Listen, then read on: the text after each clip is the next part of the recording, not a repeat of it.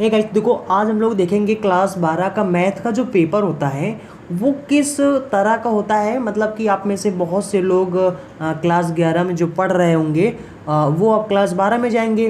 तो उन सभी स्टूडेंट्स के लिए जो नए स्टूडेंट्स हैं उनको ताकि पता चल जाए कि किस प्रकार से मैथ के क्वेश्चन आते हैं, मतलब कि किस प्रकार से पेपर पूरा पैटर्न होता है, किस तरीके से एग्ज़ाम में क्वेश्चन आते हैं और मतलब उसमें कितने नंबर का होता है। ये सारी जानकारी आपको इस वीडियो में हम इस पेपर के माध्यम से आपको बताएंगे। ठीक, तो देखो सबसे पहले आपको यहाँ पर जो होता है सबसे ऊपर यहाँ पर आपको आपका जो ये अनुक्रमांक होता है वो आपको यहाँ पर लिखना होता है और यहाँ पर आपका नाम का ऑप्शन होता है, यहाँ पर आप नाम लिख सकते हैं। ठीक, और उसके बाद जब जो टीचर होता है जो यानी कि वहाँ पर परीक्षा में होता है तो वो क्या करता है, इस पर भी देखो साइन कर देता है। ठीक, यहाँ पर देख सकते हो।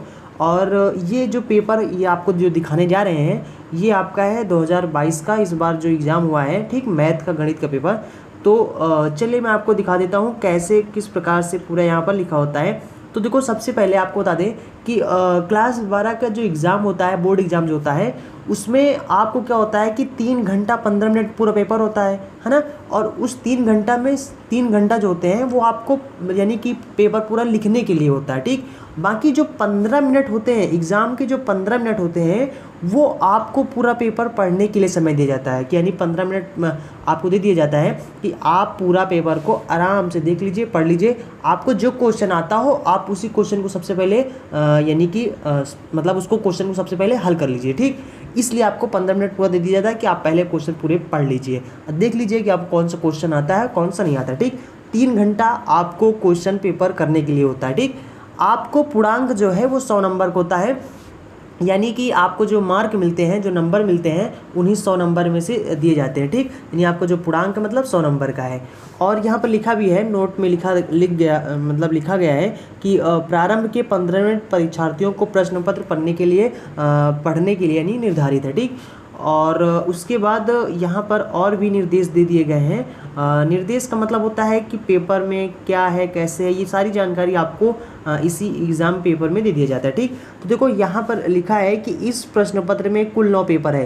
प्रश्न पत्र का मतलब हुआ कि जो पेपर आपका, ठीक, इस पेपर में मतलब कि 9 पूरे प्रश्न दिए गए हैं। ठीक, और कहते हैं कि सभी प्रश्न अनिवार्य हैं। और यहाँ पर तीसरा यानी कि जो निर्देश दिया गया है, कहा गया आपसे कि प्रत्येक प्रश्न के प्रारंभ में स्पष्टता लिख दिया गया है कि उसके कितने खंड हल करने हैं। मतलब जैसे कि एक खंड आपका हो गया, दूसरा खंड हो गया, तो उस खंड में आपको कितने, जैसे कि मान लो 5 क्वेश्चन दिया है, अब उस 5 क्वेश्चन में आपसे कहा जा रहा है कि सिर्फ और सिर्फ आपको 4 यानी कि जो क्वेश्चन है वो आपको सॉल्व करने। ठीक, तो यानी कि वहाँ ये मतलब यही चीज़ यहाँ पर कहा गया है कि प्रत्येक प्रश्न के सामने मतलब सामने लिख दिया गया है, पूरा स्पष्ट रूप से लिख दिया गया है कि उस खंड में आपको कितने क्वेश्चन हल करने हैं। ठीक, ये चीज़ आपको वहाँ पर लिख दिया जाता है। और उसके बाद प्रश्नों के अंक उनके सम्मुख निर्धारित है, मतलब कौन सा क्वेश्चन कितने नंबर का है, ये चीज़ आपको उसी जो क्वेश्चन होता है उसी क्वेश्चन के आगे आपको लिख दिया जाता है। ठीक, तो आप वहाँ पर देख सकते हैं कि ये क्वेश्चन कितने नंबर का है। उसके बाद यहाँ पर लिखा है प्रश्न पत्र से प्रारंभ यानी प्रथम प्रश्न से यानी प्रारंभ कीजिए और अंत तक करते जाइए। ठीक, तो यानी कहते हैं कि अगर आप क्रम से नहीं करते हैं तो ऐसा नहीं कि आपसे नंबर काट लिया जाएगा, नंबर आपको बिल्कुल मिलेंगे। बट ये होता है कि अगर आप क्रम से करते हैं तो टीचर को क्या होता है ना, कॉपी चेक करने में थोड़ा आसानी होता है। ठीक, तो थोड़ा से आसान होता है। बाकी आप चाहे यानी क्रम से करें क्वेश्चन या फिर आपको जो क्वेश्चन आते हैं आप उस क्वेश्चन को सबसे पहले कर सकते हैं। ठीक, तो और उसके बाद यहाँ पर आगे लिखा गया है कि जो प्रश्न ना आता हो उस पर समय नष्ट न कीजिए। खुद सवाल में मतलब कि खुद इस पेपर बोर्ड ने आपको का पेपर में लिख दिया है कि भैया आपको जो क्वेश्चन नहीं आता है आप अपना समय उस पर सोच कर नष्ट न करिए। आपको जो क्वेश्चन आते हैं आप सबसे पहले उन क्वेश्चन को अटेम्प्ट कर लीजिए। ठीक, उन क्वेश्चन को यानी सबसे पहले हल कर लीजिए, फिर उसके बाद आपको जो क्वेश्चन आते हो फिर उसको आप सॉल्व करिए। ठीक, अंत में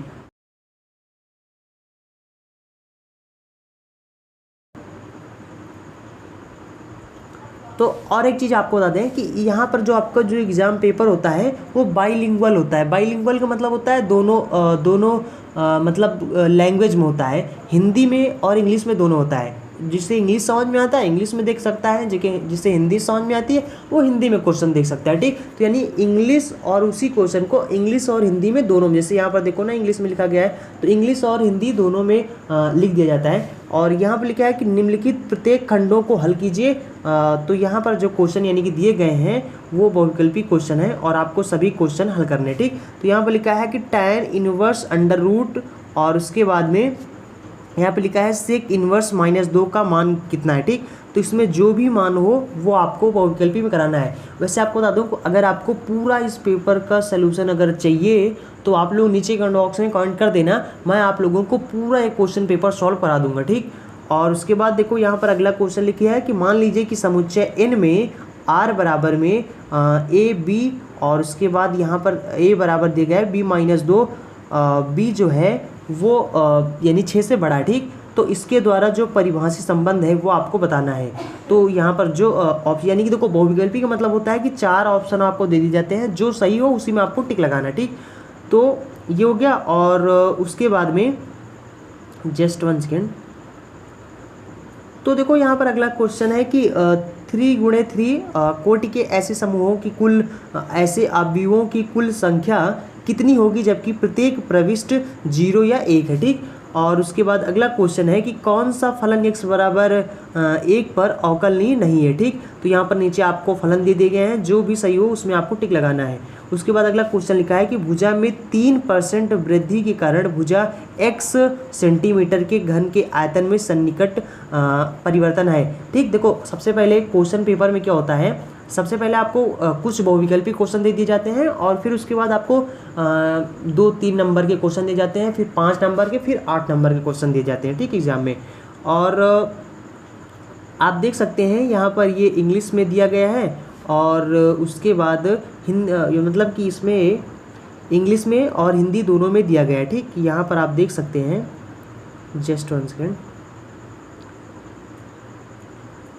तो आप इंग्लिश में भी देख सकते हैं और हिंदी में भी देख सकते हैं। और अगला क्वेश्चन देखो यहाँ की 2 नंबर क्वेश्चन में लिखा है कि निम्नलिखित सभी खंडों को हल कीजिए। मतलब जितने भी खंड दिए गए हैं इसमें सभी आपको हल करने। खंड का मतलब जैसे ये का हो गया, खा हो गया, गा हो गया, ठीक, ये सब हो गया। ठीक, तो यहाँ पर सबसे पहला क्वेश्चन इंटीग्रेशन dx/1 प्लस में tan x, इसका आपको मान ज्ञात करना है जिसके लिए आपको 1 नंबर दिया जाएगा। ठीक, और यहाँ पर वक्र y बराबर में 4x y अक्ष एवं रेखा y बराबर में 3 से घिरे क्षेत्र का क्षेत्रफल ज्ञात कीजिए, 1 नंबर क्वेश्चन है। वैसे आपको बता दूंगा, अगर आपको ये सभी क्वेश्चन तो मैंने आपको एग्जाम के आपके पहले ही पूरे सॉल्व कर दें। अगर आप हमारे चैनल पर अगर जाकर वीडियो को चेक करेंगे, मैथ के जो क्लास 12 के जो मैथ के वीडियो हैं उनमें आपको ये मतलब इन सब सवालों का जो वीडियो है वो आपको मिल जाएगा। ठीक, ये क्षेत्रफल कैसे ज्ञात किया जाता है, इन सब पर मैंने बहुत अच्छे से वीडियो बनाए हैं। अगर आप देखना चाहते हैं तो देख लीजिएगा चैनल पर जाके। ठीक,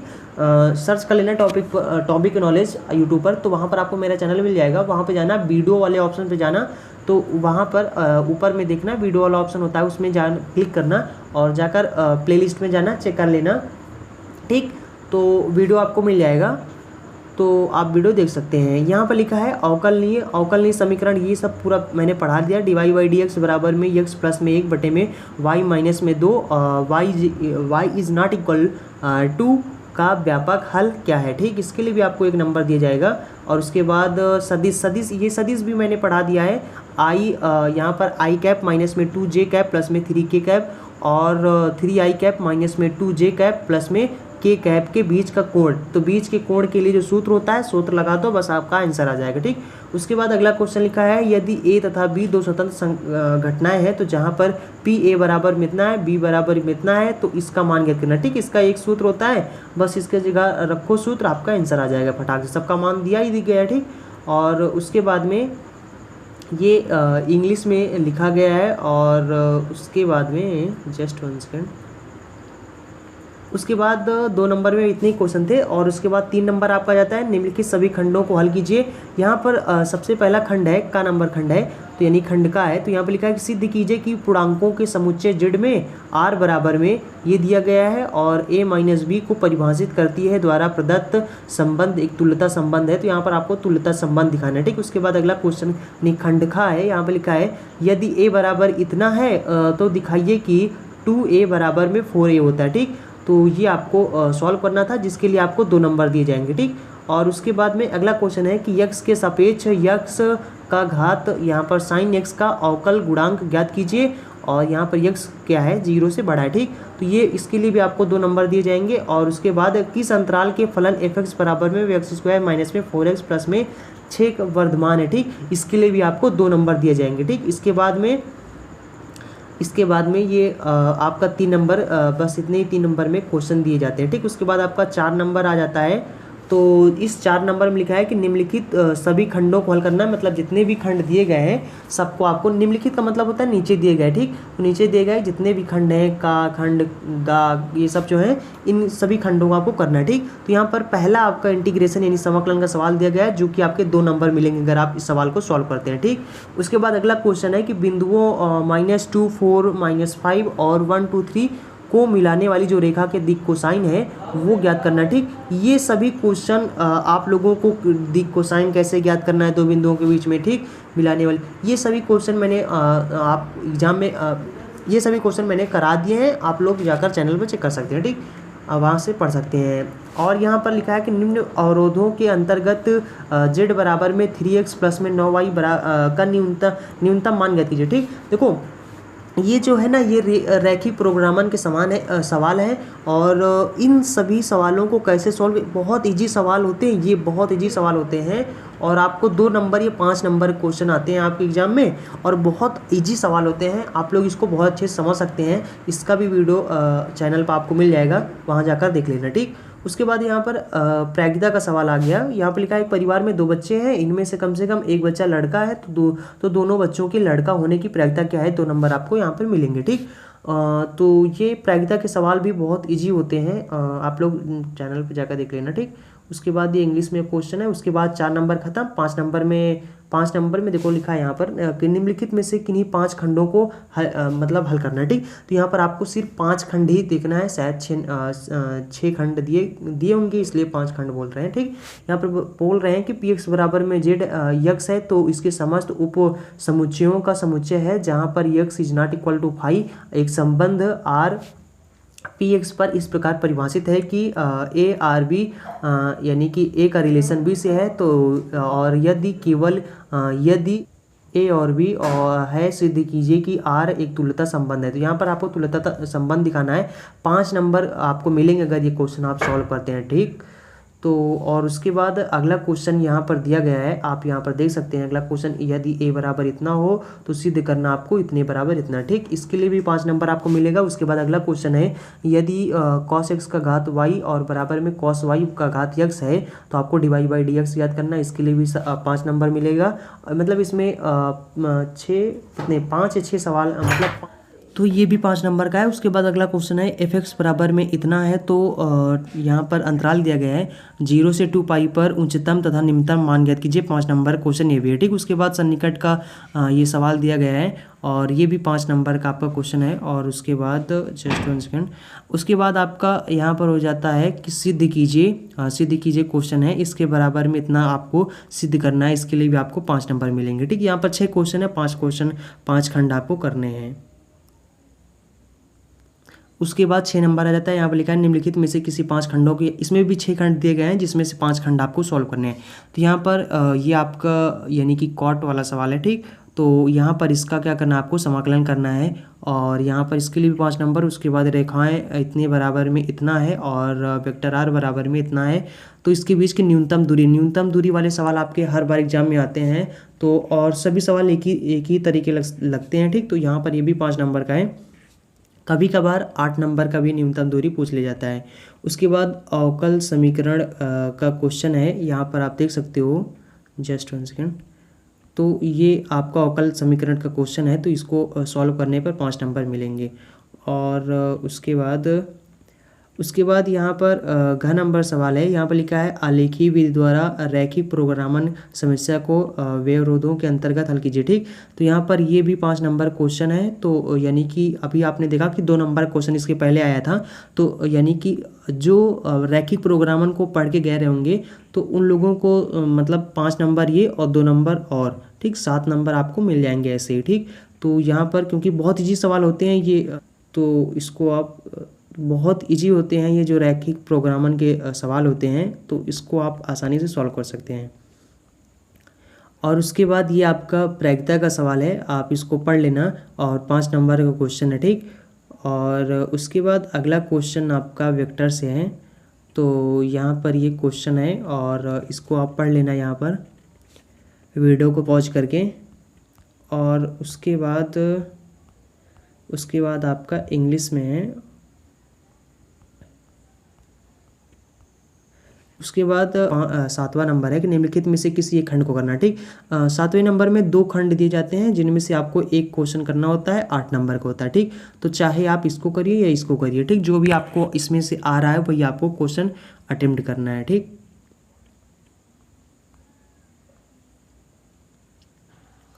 उसके बाद एक और नंबर आपका 8 नंबर है। यहाँ पर लिखा है कि निम्नलिखित में से किसी एक खंड, इसमें भी 2 खंड दिए गए हैं जिसमें से आपको एक करना है और 8 नंबर। तो यहाँ पर देखो ये आप भी वाला सवाल है, इसमें आपको x y z के मान निकालने हैं, ठीक।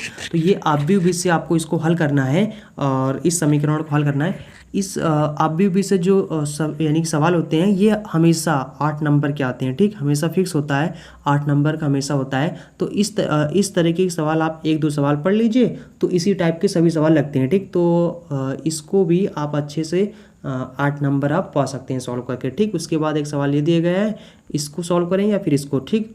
मतलब दोनों खंड में से किसी एक को ही करना है, आपको 8 नंबर यहाँ पर मिलेंगे, ठीक।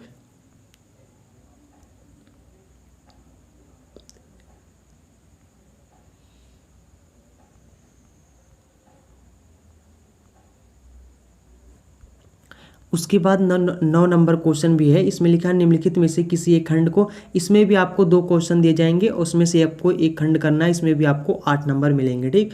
ए बराबर इतना दिया गया है तो आपको इतने का मान ज्ञात करना है। पहला क्वेश्चन आपने इसके पहले देखा और दूसरा ये है, ठीक। तो दोनों में से किसी एक ही को करना है। तो इस पेपर में बस इतने ही क्वेश्चन थे। आई होप आप समझ गए होंगे। सो चलते हैं, मिलेंगे अगली वीडियो में। So thanks for watching and see you again in next video.